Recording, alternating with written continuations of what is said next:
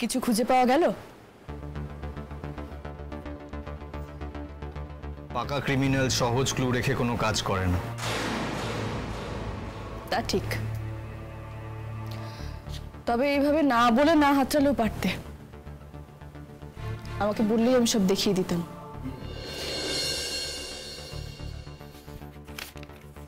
তাতেও কোনো লাভ হতো না রাই।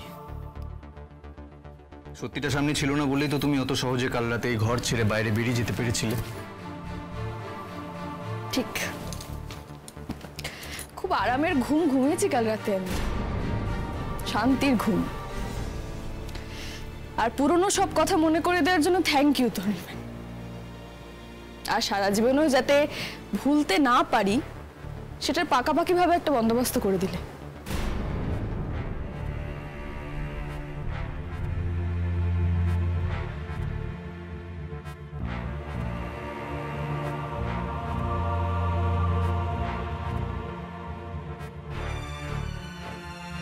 কোথায় যাবে? আমি যে সময় অফিসে যাই জানো না? এখনো নিশ্চয়ই আবার ওখানে যেতে হবে না, অফিসে যেতে হবে না এসব বলে বাধা দেবে না? তোমার লেটেস্টই কি সেখান থেকেই? বেশ তো, রাঘব বোয়াল, রাইট?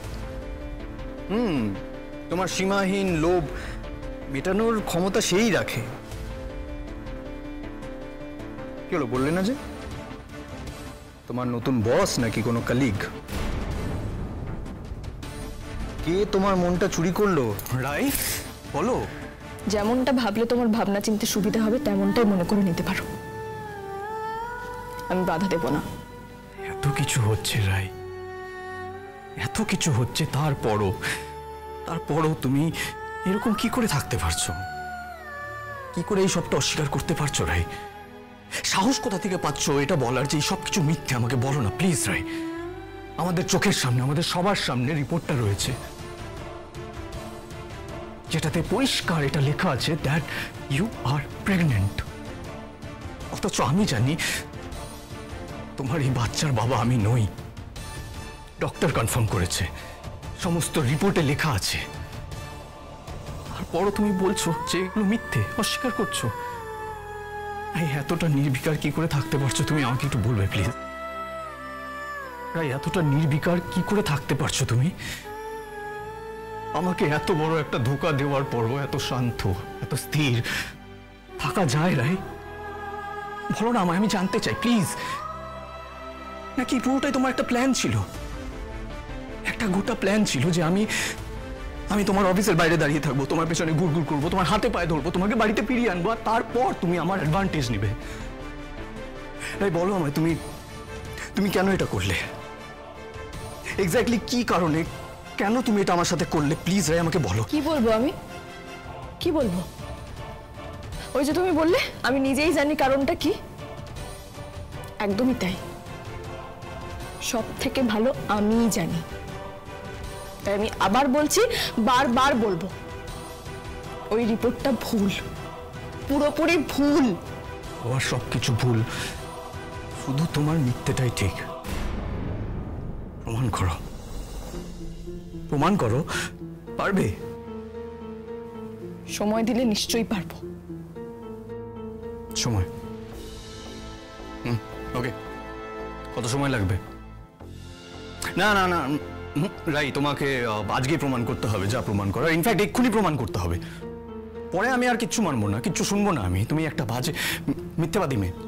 তুমি সময় চাইছো আমার কাছ থেকে যাতে তোমার মিথ্যের জালে আমাকে ফাঁসাতে পারো। পাবে না, সময় পাবে না তুমি রাই। তোমার আসল চেহারাটা না এবার আমি গোটা সমাজের সামনে তুলে ধরবো, দেখিয়ে দেবো গোটা সমাজকে যে আসলে তুমি একটা নীচ ঘৃণ্য মানুষ।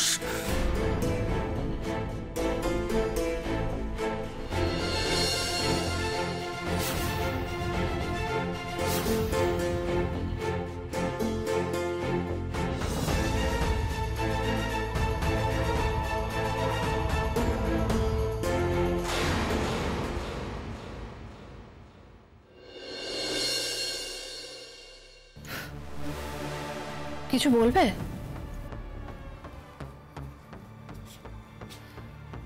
কিছু ভেবে দেখলে? কি ব্যাপারে বলো তো? দেখো আমি কি ব্যাপারে কথা বলছি সেটা তোমার বুঝতে অসুবিধা হওয়ার কোনো কথা নয়, তাও বলছি তোমার ডিমান্ডের ব্যাপারে কিছু ভেবে দেখলে? কেন? সেটা নিয়ে কিছু ভাবার কথা ছিল নাকি? হ্যাঁ ছিল। ভাবতে তো তোমাকেই হবে, অথবা তোমার লয়ার ভাববেন। দেখো তুমি তোমার লয়ারের সঙ্গে কথা বলো, কারণ যে অদ্ভুত রকমের বেশি টাকা তুমি আমার থেকে চেয়েছো সেটা আমার পক্ষে দেওয়া সম্ভব না। এক সেকেন্ড, লয়ারের সঙ্গে কেন কথা বলতে হবে এই নিয়ে? আমি যে অ্যামাউন্টটা বলেছি ভেবেচিন্তেই তো বলেছি। আমি তো ভেবেচিন্তে একটা বেশি অঙ্কের টাকার কথা বলেছি। আর কেন বলেছি সেই কারণটাও তো জানো না? দেখো, যা কথা হয়েছে তোমার উকিল, আমার উকিল, তোমার বাবা মা, বাড়ির প্রত্যেকটা মানুষের সামনে হয়েছে। আমি তো বললাম আমি তোমার সঙ্গে সংসার করতে চাই, সেটাই আমার মূল লক্ষ্য, শুধুমাত্র ভালোভাবে সংসার করাটা। কিন্তু তুমি সেই কথাটা কানেই তুলছো না। তোমার পরিবারও তোমার পক্ষে কথা বলছে।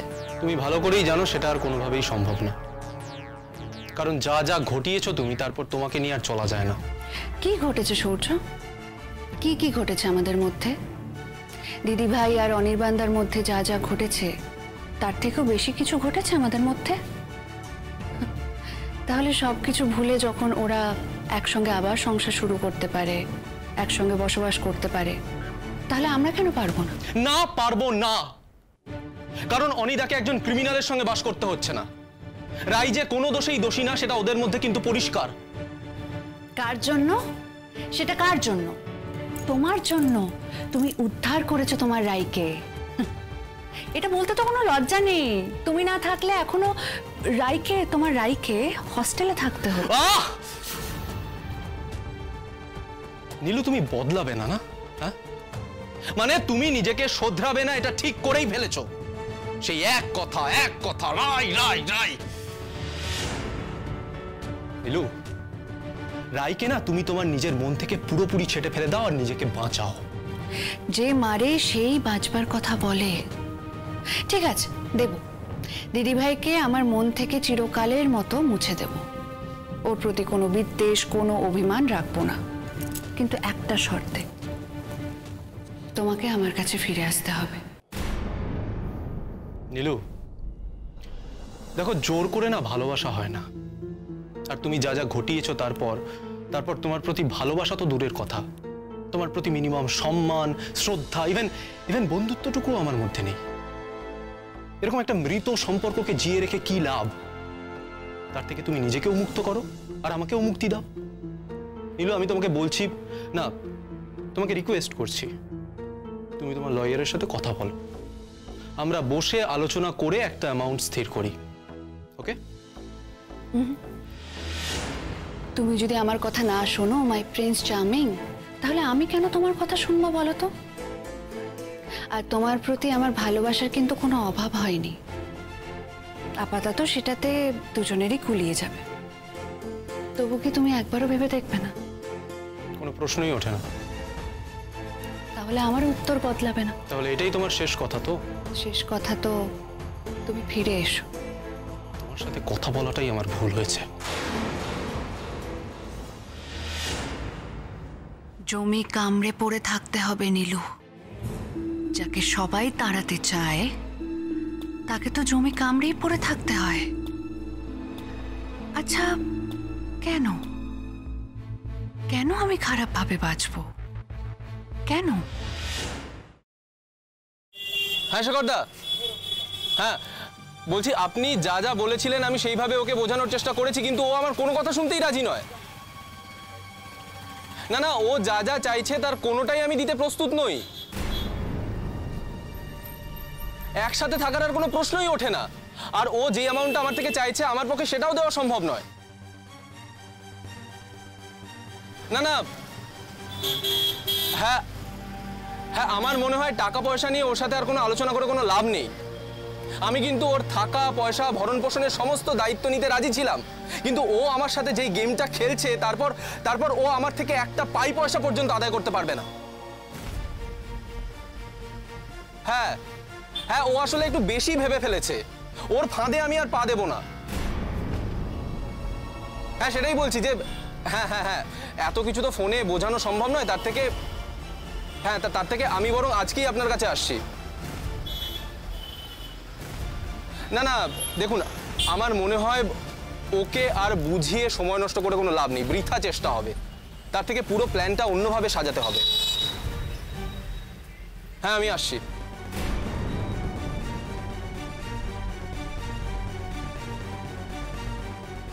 জাস্ট কয়েকটা দিন অপেক্ষা করো নীলাঞ্জনা রায়। আমি তোমাকে এমন শিক্ষা দেব যে যা পড়ে পাওয়া 14 আনা পাচ্ছিলে সেটাও আর পাবে না। তোমার বিষ দাঁতটাই এবার উপড়ে ফেলে দেবো আমি। আমি আসছি। কোথায় যাচ্ছ? কোথায় যাচ্ছি সেটা জানো না? একটু আগেই তো বললাম। হ্যাঁ বলেছো, কিন্তু সবার সামনে তোমাকে আরো একবার বলতে হবে। আমার ধারণা এখানেও সবাই জানে যে আমি এই সময় কোথায় যাই। সবাই যা জানে সেটা যে সত্যি সেটাই বা মানতে যাব কেন? আর তাছাড়া এত বড় লাগেজ নিয়ে কেউ অফিসে যায় না। কারোর কিছু ভাবার উপর আমার যাওয়াটা আটকাবে না। আর আমার মতো মেয়েদের যাদের অনিশ্চয়তাই সঙ্গী, তাদের বোধহয় এইভাবেই চলতে হয়। যেখানে যাওয়ার কথা ভেবে থাকো সেই পরিকল্পনা আপাতত ত্যাগ করতে হবে। কোথাও যাওয়ার কোনো প্রয়োজন নেই। অনির্বাণ, তুমি বোধহয় ভুলে যাচ্ছ আমি একজন অ্যাডাল্ট মানুষ। তোমরা কেউ আমাকে এইভাবে আটকাতে পারো না। আমার প্রয়োজনীয়তাটা প্লিজ আমাকে বুঝে নিতে দাও। আর আরেকটা কথা, আমি কিন্তু আর ফিরে আসার জন্য যাচ্ছি না। তোমার ঘরে এটা দেখলাম যত্ন করে রাখা ছিল, এবার রেখে দাও। তোমার এটা কাজে আসবে আবার। ধরো। আমার যা বলার আমি একবার বলে দিয়েছি রাই, তুমি কোথাও যাবে না এখন। তোমার যা বলার তুমি বলে দিয়েছো, এবার যেটা করার সেটা শুধুমাত্র আমি করবো। অনির্বাণ, এতটা অবাধ্য? কারোর কথা শুনবে না তুমি? হ্যাঁ, কারোর কথা শুনবে না? এই যে ড্যাং ড্যাং করে চলে যাচ্ছ, যখন তুমি প্রেগনেন্ট বোঝা যাবে তখন কি করবে? আমার ছেলের ঘাড়ে দোষ চাপিয়ে দেবে? হ্যাঁ, আমি কিন্তু আমার ছেলের ঘাড়ে দোষ চাপাতে দেবো না। আমি কোনো মিথ্যে কথা বলবো না, বলে দিলাম। কি ভেবেছো তুমি সবাইকে ডিভোর্সের কথা বলে একদম দুঃখ করে কাঁদুনি গাইবে? হ্যাঁ, তারপরে বলবে আমার ছেলে ঠকিয়েছে, ছেড়ে দিয়েছে, তারপর বাচ্চার জন্য টাকা চাইবে। রাই, আমি এটা কিছুতেই হতে দেব না। এই যে কাগজ ধরিয়ে বড় মুখ করে চলে যাচ্ছ, তখন মুখ লুকোবে কোথায়? প্রথম কথা, আমি এমন কোনো কাজ করিনি যার জন্য কোনোদিনও আমাকে মুখ লুকাতে হবে। কারণ আমার বাবা আমাকে সেই শিক্ষাই দেননি কখনো। আর দ্বিতীয় কথা, এর আগেও যখন আপনি বা আপনার ছেলে আমার মাথার উপর দোষ চাপিয়েছিলেন, আমাকে অপবাদ দিয়েছিলেন, সেই কটাবারও কিন্তু আমি নির্দোষী ছিলাম। আমার আদপে কোনো দোষ ছিল না। আর সেই জন্য বোধহয় বারবার নিজেকে নির্দোষ প্রমাণও করতে পেরেছি। আবার সেই প্রমাণ দেখে আপনারা পাল্টেও গেছিলেন, লজ্জাও পেয়েছিলেন, আমার কাছে ক্ষমাও চেয়েছিলেন। যাই হোক, আবারও যে সব দোষ আমারই হবে আগের মতো, সেটাই স্বাভাবিক, সেটা আমি জানতামই। আর একটা কথা বলি আপনাকে, আসল সত্যিটা কি সেটা শুধুমাত্র আমি জানি। কাজেই মুখ লোকাবার কোনো দায় আমার নেই। আর আমি বারবার আপনাকে বলছি, আপনি প্লিজ একটু সংযত হবেন, একটু সংযতভাবে আমার সঙ্গে কথা বলবেন। কারণ এইসব কথা বলা তো দূরের কথা, আমি শুনতে অভ্যস্ত নই। চুপ, একদম চুপ। মুখে কালি মেখে আবার বড় বড় কথা। আমি তো বলছি, আপনি প্লিজ আপনার ছেলেকে বলুন না আমার সঙ্গে আপনাদের সম্পর্ক যেন শেষ করে দেয়। আমার টুকুনি আমি বুঝে নেব। সৈনী, আমাদের কনসার্নটা অ্যাড্রেস করার বোধহয় আরেকটা উপায় আছে। বলছি, দেখো রাই, তোমাদের এই নোংরা বিষয়টা নিয়ে আলোচনা করতে আমার রুচিতে বাঁচছে। অনির্বাণের বাবা তো, তাই আমাকে ওর ভালো মন্দটা বুঝতে হচ্ছে। তুমি এ বাড়ি থেকে চলে যেতে চাইছো, যেতেই পারো, আমার কোনো আপত্তি নেই, কিন্তু একটা শর্ত মানতে হবে। কি শর্ত? তোমাকে একটা রিটেন ডিক্লারেশন দিতে হবে। তোমার গর্ভের ওই সন্তান অনির নয়, এবং তোমার ভালো মন্দের সাথে অনির কোনো সম্পর্ক নেই। আর এ বাড়ি থেকে বেরিয়ে যাওয়ার পর তোমার এবং তোমার সন্তানের যদি কোনো রকম ক্ষতি হয়, তার দায় কোনোভাবেই অনির ওপর বর্তাবে না, এবং তুমি অনির দিকে আঙুলও তুলতে পারবে না। মানে আমি এরকম কিছু কেন লিখবো? যেখানে পুরো ঘটনাটাই মিথ্যে, সেখানে এই সন্তানের প্রসঙ্গ আসছে কোথা থেকে? বাহ, এই তো আসল সত্যিটা বেরিয়ে গেল। প্ল্যান করা ছিল আগে থেকে, বুঝলে অনি? আগে থেকে সব প্ল্যান করা ছিল। ওই জন্যই তো বলছে আমি কেন লিখবো, আমি তো লিখবো না। এই যে শোনো, ওই মোড়া মোড়া খেলাটা খেলেছিলে না, তার জন্যে আমার ছেলেকে তোমার মা দোষ দিয়েছিল। থানা পুলিশ পর্যন্ত গড়িয়েছিল ব্যাপারটা, অনেক ভুগেছে আমার ছেলে, আর আমি ভুগতে দেব না। কাগজে লিখবে কথাটা, তারপর বাড়ি থেকে বেরোবে। এরকম কোনো কথা আমি লিখবো না। তার প্রথম কারণ হলো আমি কোনো সন্তান ক্যারি করছি না। ঠিক আছে, আমার এই বাড়ি ছেড়ে চলে যাওয়াটা আপনারা যখন আটকাতে চাইছেন, তখন এই মুহূর্তে আমি সেটা করছি না। আমি গেস্ট রুমে থেকে যাব। কিন্তু আমার অফিসে যাওয়াটা আটকানোর চেষ্টা করলে আমাকেও কিন্তু অন্য পথ খুঁজে নিতে হবে। আর অনির্বাণ, তোমার বোধহয় মনে আছে যে এই মরা মরা খেলাটা আমি খেলিনি, বরং ভয় পেয়ে তুমিই ছুটে গেছিলে। তা কেন ভয় পেয়েছিলে তুমি? ভেবেছিলে যে তোমার এই মিথ্যে অভিযোগের কথা শুনে, মিথ্যে সংশয়ের কথা শুনে আমি বোধহয় কিছু একটা অঘটন ঘটিয়ে ফেলবো, আর সেই আমার অঘটনের দায়ে পুলিশ তোমাকে দায়ী করবে। আর পুলিশ সেটা করেওছে। সেইবারও কিন্তু আমি তোমায় বাঁচিয়েছিলাম অনির্বাণ। আমার সন্দেহটা যে সত্যি সেটা এখন প্রমাণিত রাই। আর এই অপ্রাসঙ্গিক কথা বলে এখন এই বিষয়টাকে হালকা করার কোনো মানে হয় না। তোমার কথার ওজন যে কতটা সেটা তুমি নিজেই জানো অনির্বাণ। তবে তোমার বিশ্বাস যে একেবারে ভর শূন্য, তার প্রমাণ আমি আগেও পেয়েছি আর এখনো পেয়ে চলেছি। আসছি।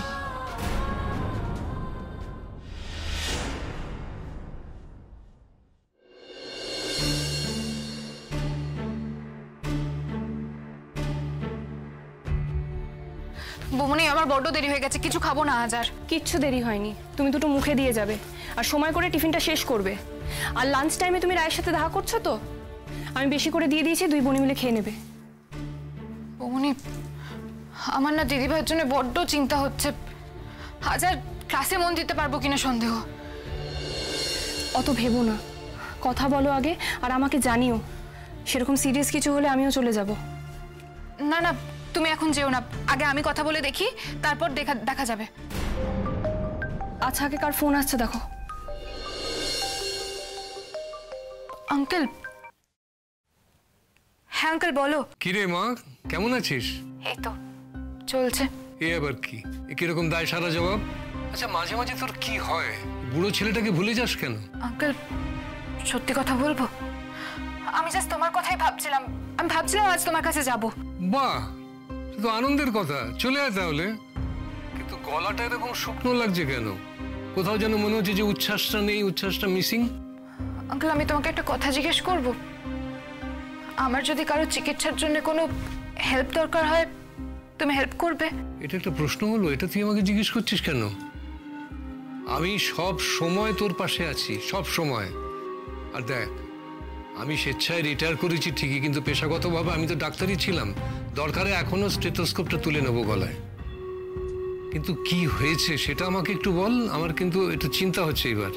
সেটা এখনো জানি না, কিন্তু কিন্তু কিছু একটা হয়েছে আমার দিদি ভাইয়ের, আর আমার মনে হচ্ছে কোনো মেডিকেল আর্জেন্সি। তোর কথাটা ঠিক বুঝতে পারছি না। তো দিদির কাছে তুই পরিষ্কার করে জিজ্ঞেস করেছিস কি হয়েছে? তুমি আমার দিদি ভাইকে চেনো না আঙ্কেল? বড্ড জেদি। ওর যখন বলার হবে তখনই বলবে, আর যতটা সম্ভব নিজের কথা না বলে লুকিয়ে রাখবে। কিন্তু আঙ্কেল, আমার জ্ঞান তো প্রথমবার দিদি ভাই আমাকে ডেকেছে কিছু বলার জন্য, তাই আমার আরো বেশি ধারণা দিদি ভাই ভালো নেই। কিন্তু মা, একটা কথা বলি, তুমি কিন্তু ডাক্তার হতে চলেছো। ব্যক্তিগত সম্পর্কের যে আবেগগুলো থাকে আমাদের মধ্যে, সেগুলোকে সরিয়ে রেখে তোমাকে কিন্তু একটু শক্ত হতে হবে এবার। তুমি যদি এরকম উতলা হও, তাহলে আমি তো বলবো যে ডাক্তার হওয়ার জন্য যে ধৈর্যটা দরকার সেটা তোমার নেই। আমার ভয় করছে আঙ্কেল, বড্ড ভয় করছে। আমার দিদিভাই খুব ভালো মানুষ। ওখানে হচ্ছে স্রোত, পাশের ঘরে মা রয়েছেন, যদি কিছু শুনতে পায় তোমায় জিজ্ঞেস করে কি বলবে তখন? ফোনে কথা বলাটাকে শেষ করো আর চোখের জলটা মোছো। হ্যালো স্রোত, তুই শুনতে পাচ্ছিস? আমার কথা শুনতে পাচ্ছিস? হ্যাঁ হ্যাঁ হ্যাঁ, বলো আঙ্কেল। দেখো, এরকম দুর্বল কিন্তু আমি তোমাকে দেখতে চাই না।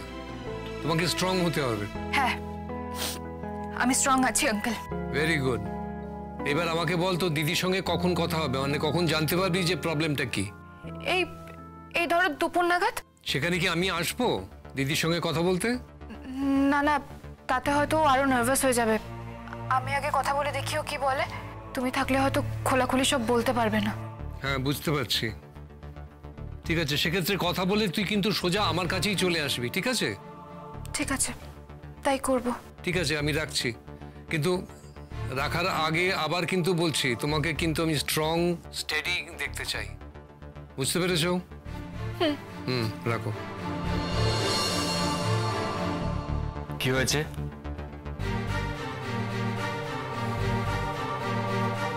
স্রোত সম্ভবত দিদিকে নিয়ে একটু সমস্যায় রয়েছে, বোধহয় আমাদের হেল্প দরকার হবে।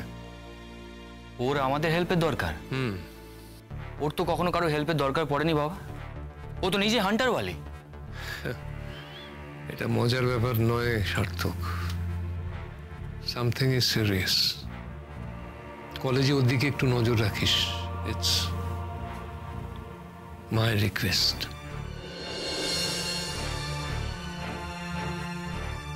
খারাপটাই বা ভাবছো কেন?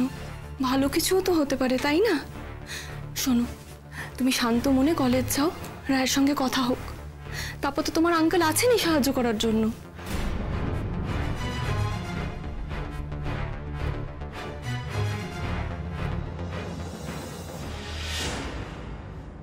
Sir, may I come in sir?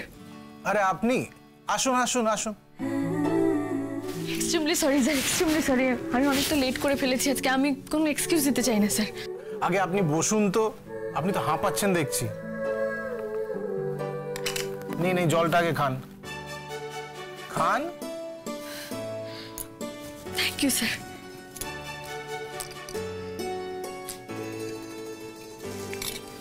Thank you so এবার মাচ। বসুন বসুন। আপনি কি ছুটতে ছুটতে অফিসে এলেন নাকি? স্যার, ওই লিফটটা অনেকক্ষণ ধরে ওপরে আটকে ছিল, তাই লেটটা বাঁচানোর জন্য সিঁড়ি দিয়ে তাড়াতাড়ি করে এলাম আর কি। আজকে ছুটেছেন, এরপরে আর কোনোদিন ছুটবেন না। এটা একটা পাবলিকেশন অফিস, এখানে কেউ 10 মিনিট লেট করে এলে আমি কিছু মাইন্ড করি না, কারণ আমি জানি যারা এখানে কাজ করে তারা তাদের কাজ নিয়ে প্রচন্ড সিরিয়াস। 10 মিনিট কেন, 1 ঘন্টা লেট করে এলেও তারা তাদের কাজ ঠিক শেষ করে দিয়ে যাবে। আর আমি তো আপনাকে প্রথম দিন থেকে দেখছি, কাজের ব্যাপারে আপনি যথেষ্ট সিরিয়াস। থ্যাংক ইউ আমার উপর ভরসা রাখার জন্য। আচ্ছা বলুন তো, সকাল সকাল কেন আপনাকে ডেকে পাঠিয়েছি? স্যার, নতুন কোনো অ্যাসাইনমেন্টের জন্য? আর সেটা দেব, কিন্তু এই কাজটা শেষ করে। এটার কাজ কি এখনো কিছু কাজ বাকি আছে স্যার? আপনার দিক থেকে কিছু বাকি নেই। আচ্ছা তার আগে বলুন তো, এইভাবে প্রেজেন্টেশন করা আপনাকে কে শিখিয়েছে? কেউ না স্যার, ডেস্কেই কম্পিউটারটা থাকে আর অনেক সময় ফ্রিও থাকে আমার, তাই ওই দেখে দেখেই নিজে নিজে যতটা পেরেছি শিখেছি আর কি। কেন স্যার, কোনো ভুল ত্রুটি হয়েছে নাকি? আমি কিন্তু আবার একবার দেখে দিতে পারি স্যার। ভুলের কোনো প্রশ্নই নেই, একদম নিখুঁত কাজ হয়েছে, যাকে বলে কাজটা একদম পারফেক্ট হয়েছে। আপনি যে নতুন শিখে এই কাজটা করেছেন সেটা কোনোভাবেই দেখে বোঝা যাচ্ছে না। এই যে উৎসব অনুষ্ঠানের আগে পাবলিকেশনের যে ওভারঅল একটা মার্কেটিং প্ল্যান আপনি করে দিয়েছেন, সেটা খুব খুব ভালো কাজ হয়েছে। আপনি বলছেন স্যার ঠিকঠাক হয়েছে এই কাজটা? খুব ঠিকঠাক হয়েছে, কিপ ইট আপ। আমি আপনাকে আরো কয়েকটা পয়েন্ট এর মধ্যে অ্যাড করতে বলবো, সেগুলো অ্যাড করে আপনি এটা ফাইনালি সাবমিট করবেন। আমার তো আপনার উপর ভরসা বেড়ে গেল, এরপর কিন্তু বইমেলার কাজটা নিয়ে লেগে পড়তে হবে। Thank you sir, thank you আমার উপর এতটা ভরসা রাখার জন্য। আমি পুরো দমে চেষ্টা করব স্যার। ওকে স্যার, তাহলে এখন উঠি। শিওর। ও হ্যাঁ, আপনার এই প্রেজেন্টেশনটা আমি কিন্তু কর্পোরেট অফিসে পাঠিয়ে দেবো ওদের অ্যাসেসমেন্ট করার জন্য। Okay sir. ঠিক আছে, থ্যাংক ইউ।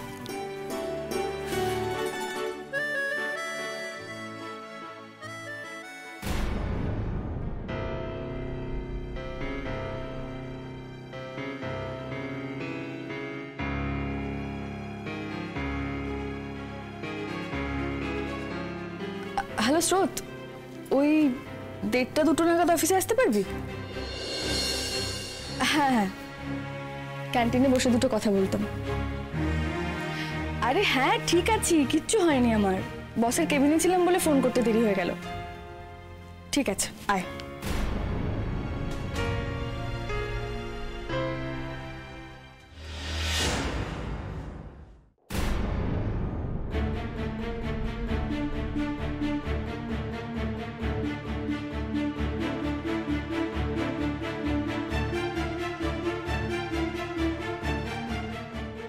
কনগ্রাচুলেশন। মানে আপনাদের প্রথম সন্তান আসছে।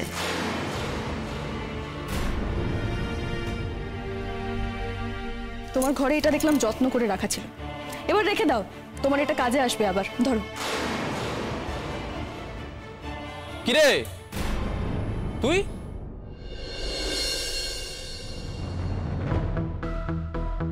তুই আমার অফিসের সামনে এসে এভাবে দাঁড়িয়ে আছিস? আমার সঙ্গে দেখা করতে এসেছিস? হ্যাঁ। তো আমাকে একটা ফোন করতে পারতি তো, কতক্ষণ ওয়েট করছিস? কিছুক্ষণ। তোকে তোকে এরকম সিরিয়াস লাগছে কেন? কিছু হয়েছে? না মানে এভাবে হঠাৎ আমার অফিসের সামনে। বাধ্য করলি তুই আমাকে আসতে। আমি আমি আমি বাধ্য করলাম মানে? না তোকে দেখে মনে হচ্ছে তুই তুই মেন্টালি ডিস্টার্ব রয়েছিস। চল আমরা কোথাও বসে কথা বলি। তুই দরকার নেই, দরকার নেই, যা বলার এখানেই বলবো। ওকে বল, কি বলার আছে তোর? তোর কোনটা মুখ আর কোনটা মুখোশ আমাকে একটু বলবি? না মানে এই যে তুই ভালো ব্যবহার করছিস আমার সাথে, এটা কি তোর অভিনয়, নাকি তুই তোর ভালো মানে তোর ভালো মানুষের মুখোশটা আমার সামনে খুলতে চাইছিস না? তোর কি হয়েছে বলতো? কি হয়েছে? তুই তুই এইভাবে আমার অফিসের সামনে দাঁড়িয়ে এরকম আজে বাজে কথা বলছিস কেন? আজে বাজে আজে বাজে কথা বলছি আমি সত্যিটা জানতে চাইছি। ঠিক আছে, যা বলার তাড়াতাড়ি বল, আমার অফিসে একটা ইম্পর্টেন্ট মিটিং আছে। তোর এই মুখ আর মুখোশের ফিলোসফি নিয়ে আলোচনা করার মতো সময় আমার এই মুহূর্তে নেই, সত্যি নেই। নেই না সময়? খুব ব্যস্ত তুই, সত্যি খুব ব্যস্ত, কিন্তু অন্যের সংসারে নাক গলানোর সময় আছে তোর। আমি আমি আবার কার সংসারে নাক গলালাম? আমার নিজের সংসার নিয়ে আমি নাকানি চবানি খাচ্ছি, তার উপর আবার তুই কি বলতে চাইছিস পরিষ্কার করে আমায় বল না, সেই থেকে এরকম হেয়ালি কেন করছিস? ব্যাপারটা কি সেই প্রশ্নটা তুই আমায় না আমি তোকে করব। তোর এই বাজে বকাটা না আমার সত্যি এবার বিরক্তির লাগছে। দেখ তোর আজকে হয়তো অফিস নেই, কিন্তু আমার সত্যি অফিসে একটা মিটিং আছে, তাই তোর যা বলার পরিষ্কার করে বলে তুই নিজেও শান্তি পার, আমাকেও অফিসে ঢুকতে দে। বেশ, তাহলে তোকে আমি একটা কথা খোলাখুলি জিজ্ঞাসা করছি। ফাইন, প্লিজ জিজ্ঞাসা কর। রায়ের সাথে তুই এখনো যোগাযোগ রেখে যাচ্ছিস? অনিদা আবার তুই তুই আবার ওই চক্করে পড়ে গেছিস? আবার আমাদেরকে সন্দেহ করছিস? তোর হয়েছেটা কি বলতো? তোর মাথা কি পুরোপুরি গেছে? হ্যাঁ হ্যাঁ হ্যাঁ হ্যাঁ গেছে গেছে গেছে, আমার মাথাটা পুরোপুরি খারাপ হয়ে গেছে। আমাকে একটা জিনিস বুঝতে একটু হেল্প করবি? দেখ তোর মতো এরকম একটা মানসিক রোগীকে সাহায্য করো না আমার সামর্থ্যের মধ্যে পড়ে না। তুই বরং একটা কাজ কর, একটা ভালো ডাক্তার দেখা, দেখিয়ে তাকে বল যে তুই তুই একরকম অ্যাকিউট ক্রনিক সন্দেহবাতিগ্রস্ত হয়ে গেছিস এবং সেটা ট্রিটমেন্ট করতে। আমি কাকে দেখাবো দেখাবো না সেই পরামর্শ নিতে আসিনি তোর কাছে আমি সূর্য। একটা সোজা প্রশ্ন করেছি, তার সোজাসুজি উত্তর দে, বাস, আর কিচ্ছু চাই না আমার। তুই কি রায়ের সাথে এখনো যোগাযোগ রেখে যাচ্ছিস সেটা বল আমাকে। সেটার উত্তর দিতে আমি তোকে বাধ্য নই। বাধ্য, বাধ্য, 100 বার বাধ্য তুই, কারণ রাই লিগালি আমার wife, she is my wife, আমার স্ত্রীও। তোর লজ্জা হচ্ছে না অনিদা? যাকে তুই তোর নিজের ওয়াইফ বলছিস তাকেই তুই দাঁড়িয়ে একের পর এক অপমান করে যাচ্ছিস।